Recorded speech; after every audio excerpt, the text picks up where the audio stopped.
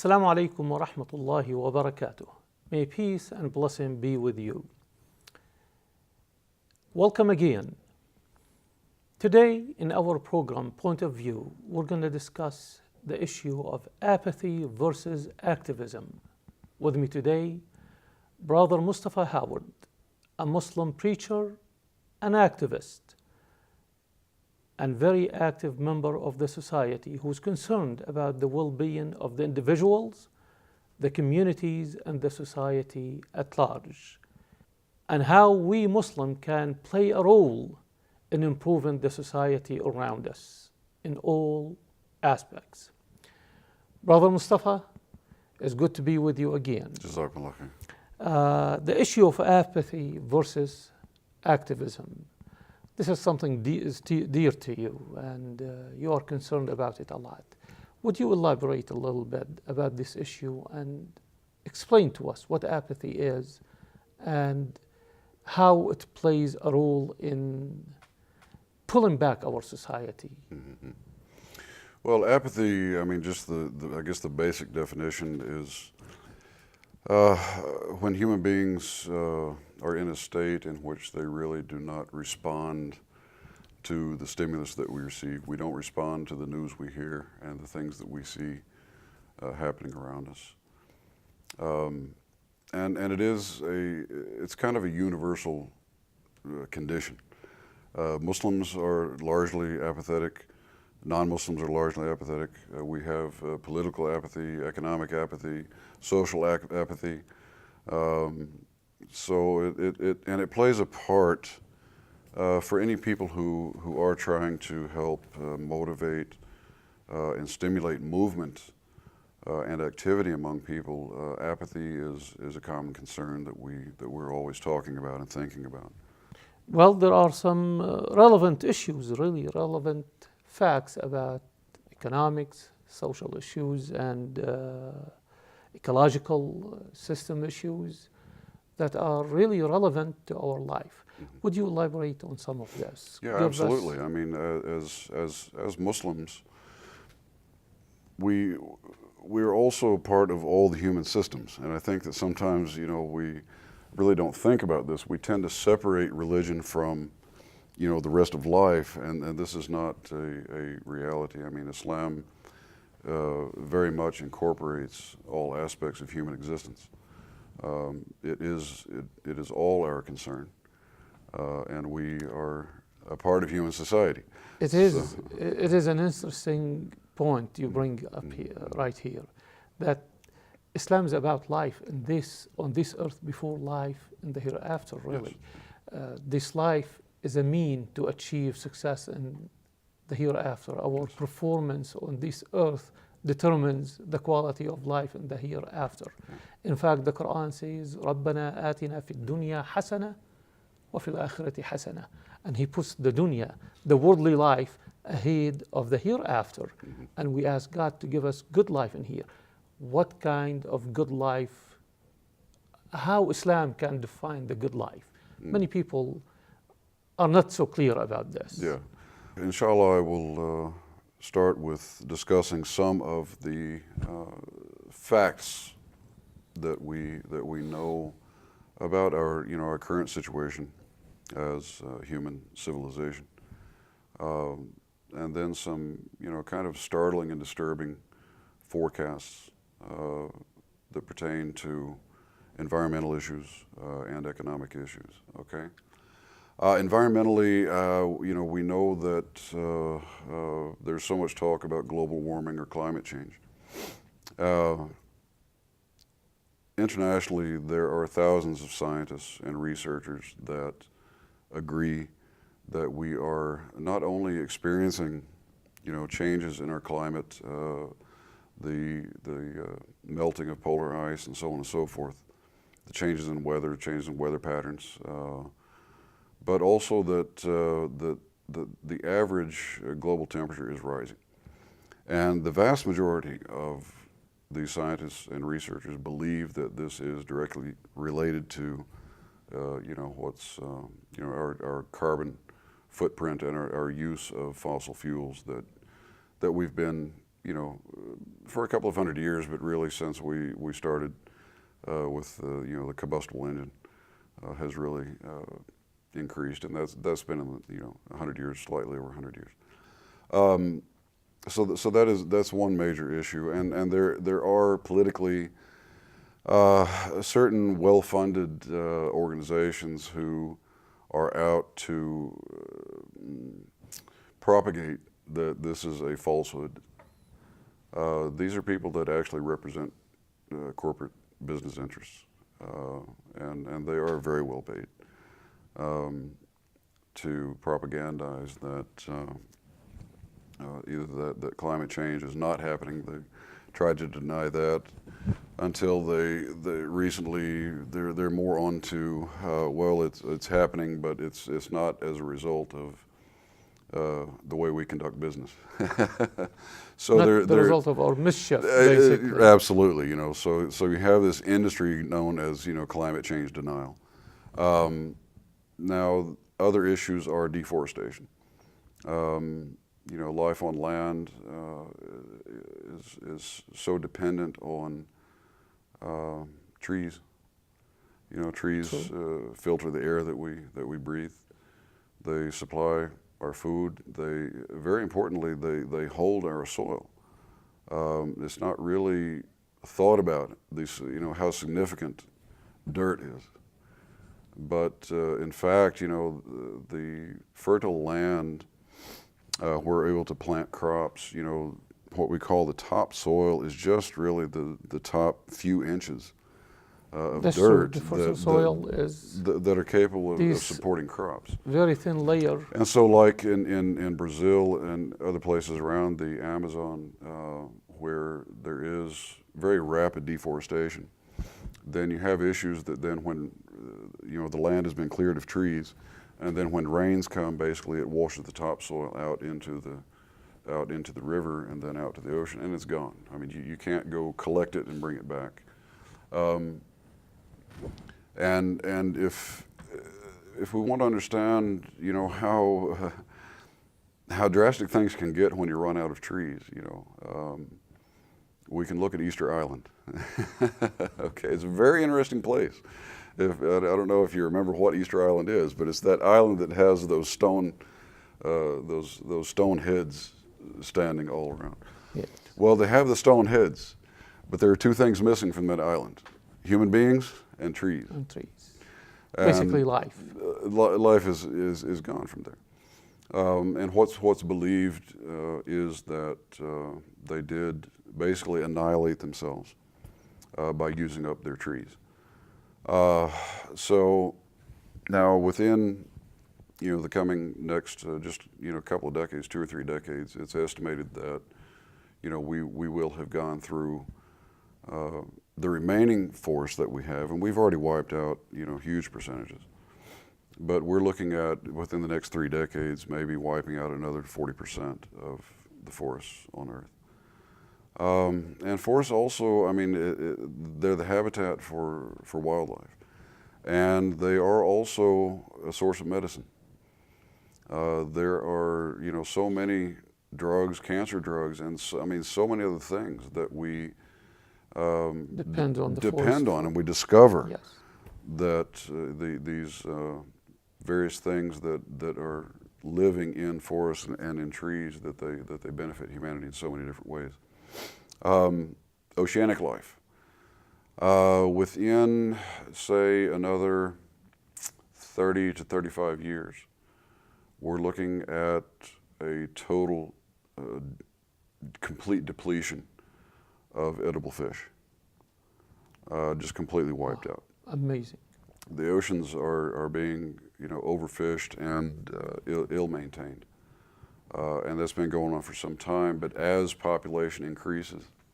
And all of these facts are supported by research and and evidence. Yeah, absolutely. You know, some of these are, you know, from government agencies, some from, you know, university research departments and so on and so forth.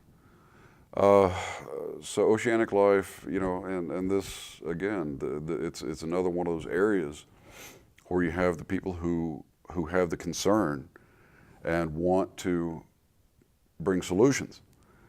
And then you have the party who have the financial and economic interests in fishing and so on and so forth, who use their money to, propagate against the issues. Then with the elevated CO2 levels in the atmosphere, then what's also happening to the oceans is the oceans are absorbing. And as they absorb CO2, they become more acidic. And there's a certain balance that's required, for many living organisms in the oceans that need a certain, pH balance in order to survive. So that becomes a very serious issue, that we're basically poisoning the oceans with the carbon dioxide that comes out of our automobiles. Okay. Then let's say, economically, okay, MIT, there's a group of researchers at MIT who in the 70s developed a forecast model that kind of, it takes in, very many aspects of, production of food and, the things that we need, the resources we have, and global human population.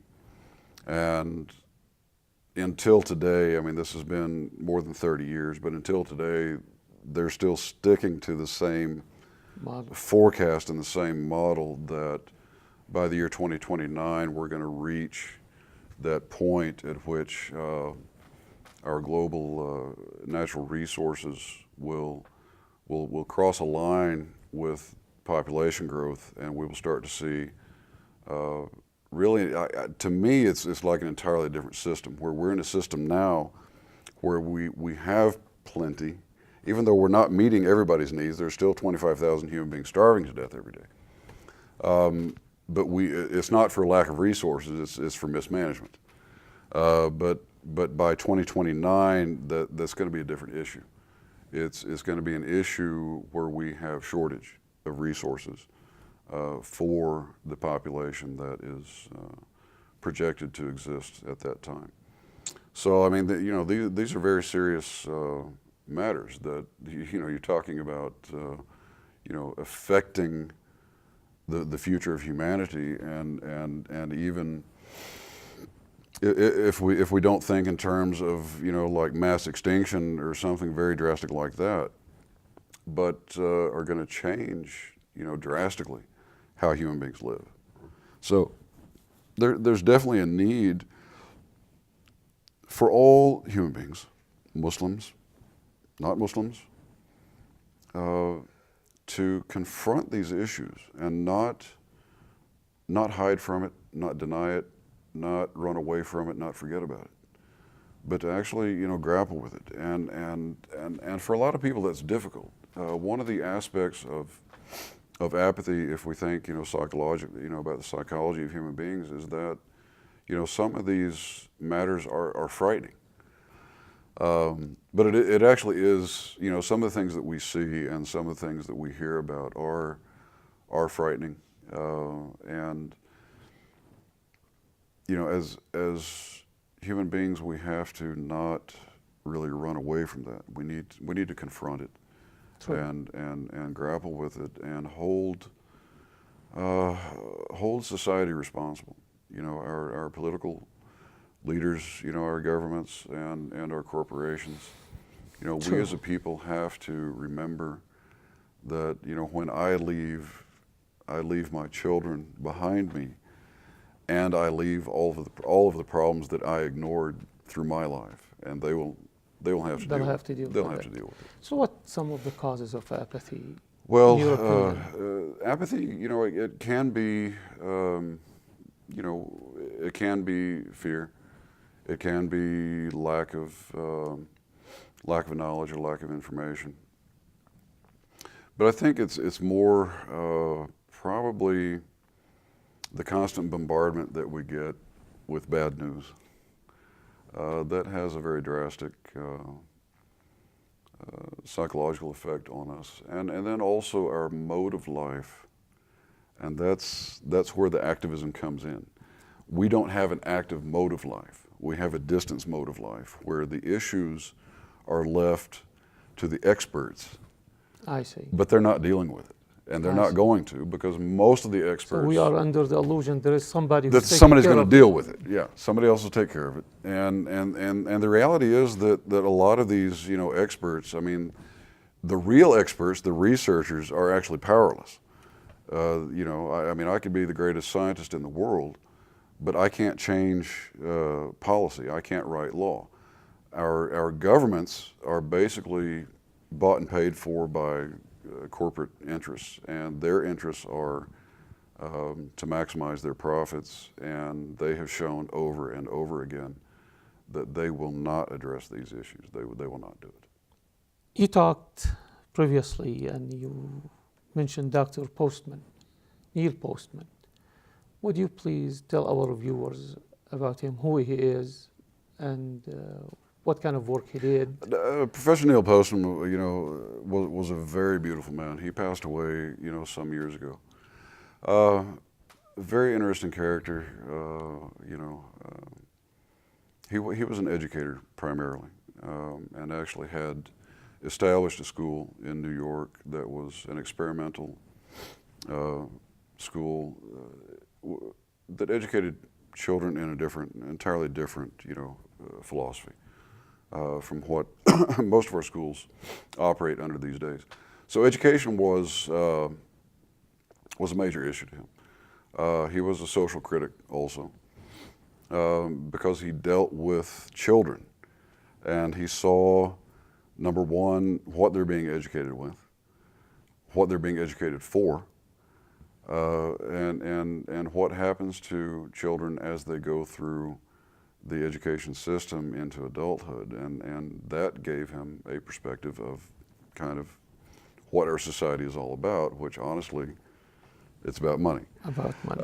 So one of his earliest writings, I believe it was from around 1969, was an essay he had written that I believe is called Teaching as a Subversive Activity. Okay. Now, understand the period, you know, of the 60s. We had, you know, the civil rights movement. There was still, you know, a fairly strong labor movement. The anti-war protests, the True. kind of hippie movement. There were a lot of things going on that people were largely in a state of dissatisfaction with the system as it is, as it was at the time, and honestly as it is until today. And so there was a lot of, you know, intellectual discussion and growth, and a lot of questioning. And so his idea in, you know, teaching as a subversive activity was very relevant to his time, and I think largely he was very concerned, as I believe the man's name was John Dewey also, who was an educator in the mid 20th century, who had his own, you know, schooling philosophies. But they really believed that children have an innate and built-in, you know, intuitive curiosity, and that if you just, you know, kind of let them do their own thing and just supply them with the tools they need, they will educate themselves. Interesting. Instead of, you know, and I remember in reading one of his things, he said that our education system, our textbooks, what we teach our children and the way we do it is 100 years obsolete. Wow. You know, it's now another aspect of Neil Postman's concern was society and apathy. He had his own theories about that, and he had also, because he wrote later books, some of them about education and some of them kind of social critique. One of those, I believe, was called "Amusing Ourselves to Death," amusing ourselves to death. in which he really criticized, what we call entertainment, and of course the amount of time that people spend, watching television and so on and so forth, but also, I guess, kind of the brain shrinking effect that that the entertainment industry has. And now our news media, what we call news media in the United States, which is not a news media, but they actually are conglomerates with the entertainment industry. Okay, so we have a common term that we call it newsertainment. Newsertainment. So, Yes. but he had an interesting idea about what he considered to be one of the primary changes in human society that brought about a very sudden, widespread apathy. Okay, and that was mass communication. Okay, and starting with the printing press, and then the early newspapers, and then later you had radio And TV, and now television. we have Now, the internet. see, now the interesting thing about this, there are a couple of things that are very significant. That, number one, they're all one-way communication. True. You don't communicate back. Correct. When you see, the stories of corruption, political corruption, or economic problems, or murders, different crime, different things. The little bit of good news and the whole bunch of bad news that we get every day. You can't. You have no say. You can't scream. You can scream at the newspaper. You can scream at the television. It's not going to do anything. True. It's one-way communication. The second thing is that he did mention also that in earlier times in America, and I assume in so many other places, that people used to gather their news together. They used to have the weekly or monthly town hall meeting, or the town meeting. It could have been at the church. It could have been at the community school. It could have been the town square downtown. And so they would receive their political news and so on and so forth, local and whatever gathered from from other places, and it would be read out. It would be shared, and you would have everyone together Participating and giving participating their reaction. Participating in the discussion and reaction and response. That you had the ability right then and there to actually react in a positive and effective way to the news that you hear. And if it required some kind of response, or an organized response, you had everybody together, and so you could do it. Now, if we see then the way things transpired, that we've gone through decades of receiving this one-way communication. And many of us don't know about that way of communication. And honestly, when I was, although we that's live in all the I've age had. of the internet. Now the internet has changed things. Yeah, and but that's there are interesting. many people who don't use the internet, have Right. no access to the Right. internet, and then they have no way of responding. Well, and there's some interesting studies on that. Mm-hmm. There have been a couple of university studies specifically about Fox News. Wow. And basically their research and their surveys showed, the first one showed that viewers of Fox News knew less about world events than viewers of other channels. And then there was another. This is interesting. Well, it will help me some there days. was no, this one's even more interesting. Okay, there was another research done, and they said that actually viewers of Fox News knew less about current events than people who watch no news at all. Okay. That is sad. That's how much disinformation actually comes from some of these, newsertainment industries. But getting back to Postman's theories, we've seen now generations of people who have been brought up in this conditioning that you can hear the news, but you can't respond to it. You can hear it every day, but you can't respond to it. You can't respond to it except every fourth year when you can go to the polls and cast your vote, okay? And that's the only kind of response you can, you know. And yet we see the, you know, 87% of the people in the United States, when they were surveyed, agree that our political system, our government is broken, okay? That was the actual word used to describe it, broken. It is broken. It does not work, okay? So now, as human beings, we've been conditioned, okay, over a long period of time to hear but not respond. Now, what does that do to us psychologically and spiritually? What is the effect on us internally? Okay, that to me, you know, number one, we've been taught over a long period of time that you can't do anything about it. It's just, you know, it's going to happen. It happened today. It happened yesterday. It's going to happen tomorrow. It's going to keep happening. So and just cope and with you it can't and do go anything. on. Yeah, so just, you know, go you know, go buy your favorite bottle, okay, and just pass the days, but you can't do anything about it. And this is not a reality. This is not a truth. True. You know, human beings and the working class human beings, we're the vast majority of human beings on this earth. Human beings are intelligent, they're capable. Allah has given us, you know, a great status. But also I think, you know, psychologically and more kind of, you know, spiritually, it causes a lot of pain, really.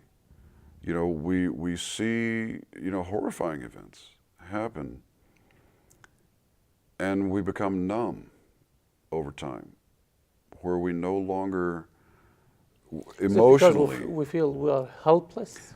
Well, I don't know if that or if it's just you know, what they say is, you know, being desensitized.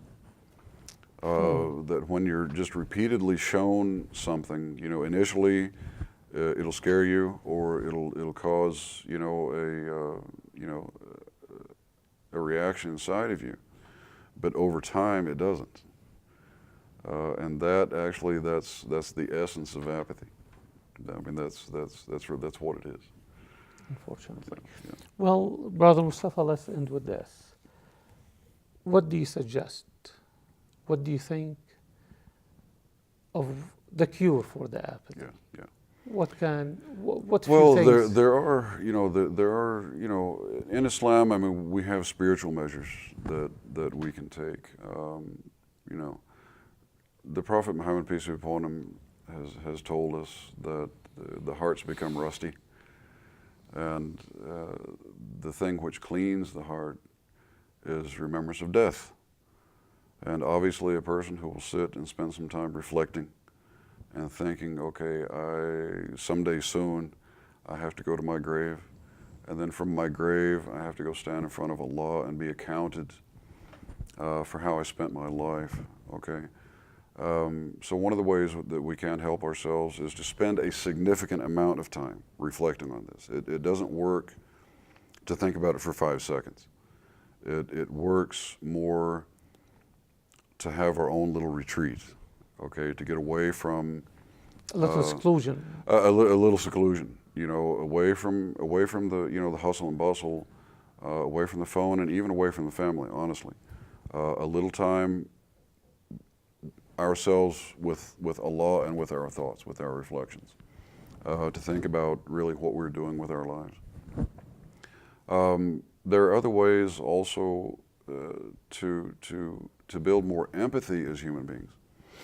You know, I always thought it would be a great idea for any adult to go spend time working like in a children's hospital or working in a retirement home as a volunteer. Because there you know, unfortunately, you know, with children, there are a lot of terminally ill children, and that is a real lesson, you know, for us, and also working with elderly people, working with poor people, the homeless Doing people. good to humanity. Doing in good and general. getting out there with human beings. And then that's who- in line with what the Prophet taught. Absolutely. The best among you in the sight of God are the best to his people, Yes. his dependents. Yes. Yes. His Yes. creation. Yes. Yeah, What and, else? and to be out there, to be out there working with the real people who are in real difficulties. True. It's completely different than just reading about it in black and white text on the internet or seeing, just a little snapshot of it on TV.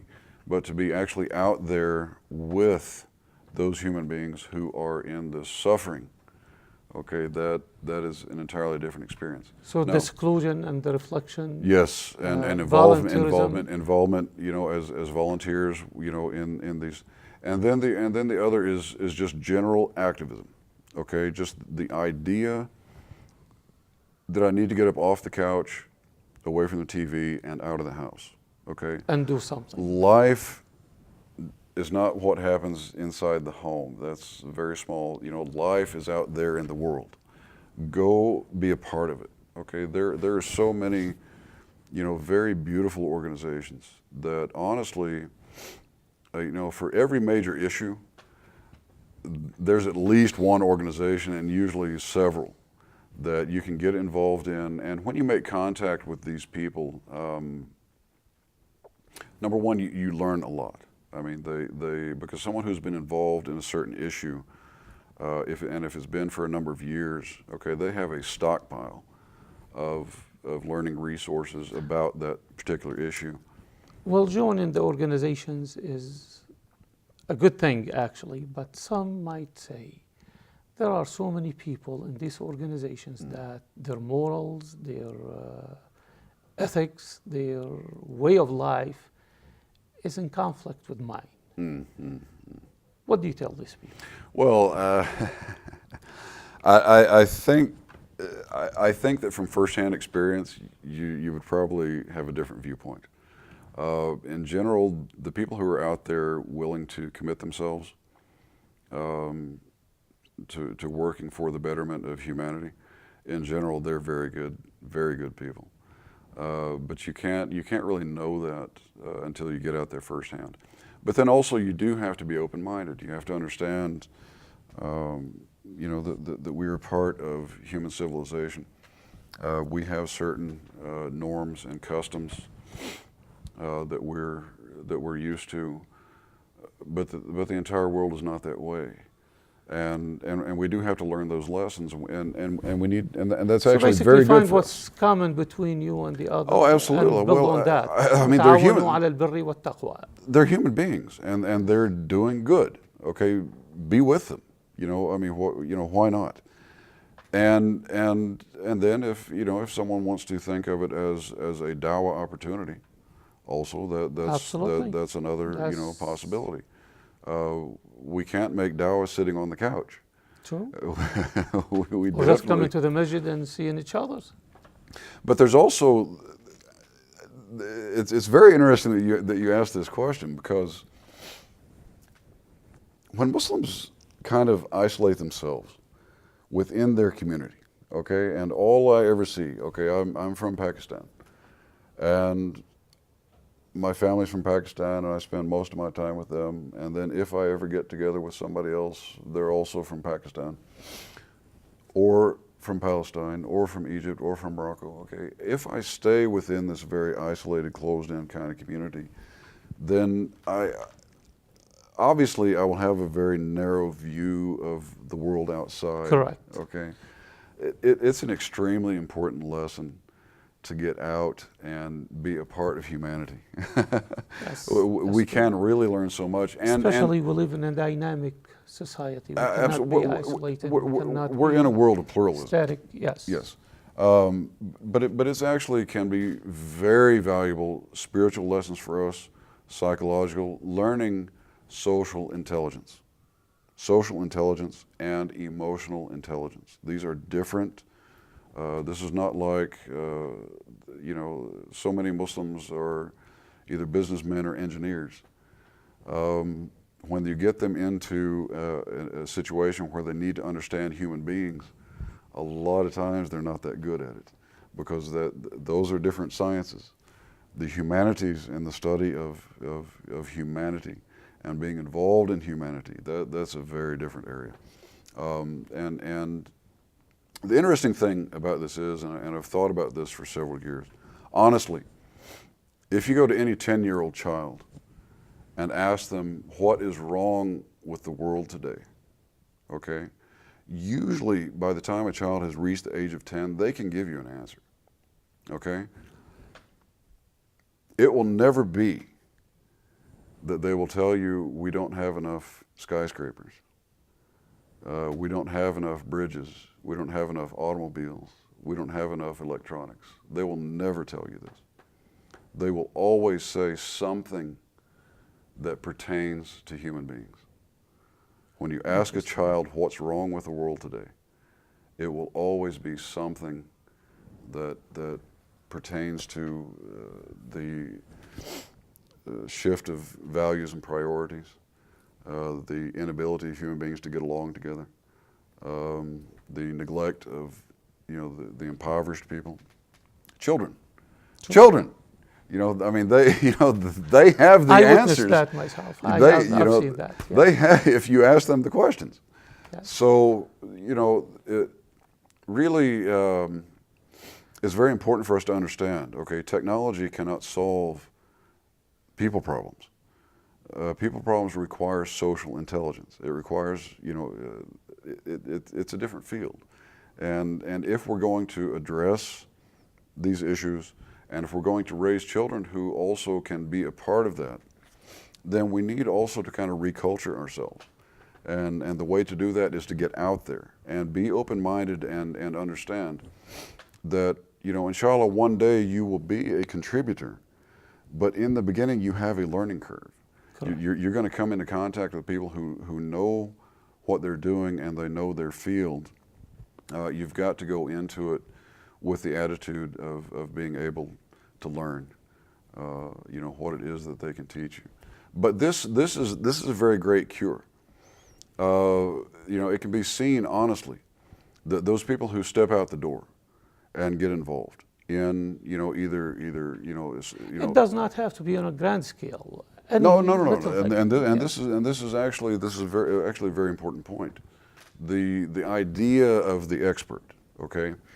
Now, obviously, there are experts in the world, but honestly, there are not enough experts to deal with the issues, and we as a people need to be involved to a point that eventually we can put the kind of pressure on our governments and on our corporations for them to finally own up to responsibility for what it is, for their policies and so basically and so it's a forth. grassroots influence of the leadership, absolutely. economical, political, becoming more intelligent leadership. and more Yes. involved human beings, and And from an Islamic perspective now, what roles Muslims can play in this society? Mm-hmm.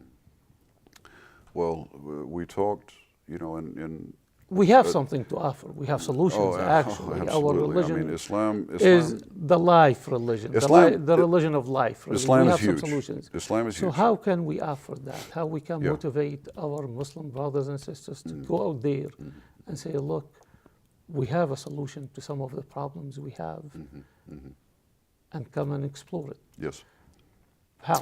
Part of it, to me, well, I mean, initially, you've got to get out the door. Okay, Sure. if you're not going to move, Open our messages is one way to bring people that is bringing other people in. But if you're not going to have that kind of interaction, then you're not going to make progress. You've got to move, okay, either yourself or get your community moving and interacting. But once that's done, then you can start to get a different perspective on Islam. And if you're learning your Islam as you're studying this issue or this problem, you will start to get a very interesting kind of perspective or correlation between the other sciences that are out there. This is something that has happened really just in the last couple of centuries, is that we have separated Islam from the world, from world sciences and life sciences. And they actually belong together and were together, for the first, centuries. And getting involved in these things, you'll start to see again that they do belong together. And then also getting a foundational understanding of that issue, which you can pick up very quickly, because the people that you'll be connected with and involved with, they can bring you up to speed actually very fast. True. Okay, so the key is to get out the door. Then, with time, you'll have a chance to take another look at Islam. You're reading through the Quran, you're reading through the Hadith, you're learning. You have the scholars you can ask questions to about this specific issue, and you can learn then, and then you can share. Okay, we do have solutions in Islam, and then sometimes, honestly, the solution is not necessarily to bring something from Islam to solve it, but sometimes the solution is to, as a Muslim, to understand that if the solution is already there, then as Muslims we need to support it, whether it was brought You're about by absolutely Muslims right. or not. That's true. If That is I mean, true. why would we? Most of the doctors and most of the medicine that we take these days is not Islamically driven. There is a history of Islam in medicine, but I don't decline taking medicine or going to a doctor because they're not Muslims. True. So and same as in environmental issues and economic In issues. any issues, any problem, if there is Absolutely. a solution that is suitable and good, we have to adopt it. Embrace it. And that's the Yeah, Islamic embrace it. approach to Yeah, solving a embrace problem. it. Embrace it. Well, Brother Mustafa, it was a joy talking with you again, and hopefully we meet again and we continue talking about these points and see how we can improve ourselves, our communities, and our society Jazakallah altogether. khair. Jazakallahu khairan. Wa- May God bless you, and thank you for being with us again. Ameen. Thank you for watching, and we hope we shed some lights on these issues, environmental, economical, educational, for you, and give you some food for thoughts. Peace be with you. Assalamu alaikum.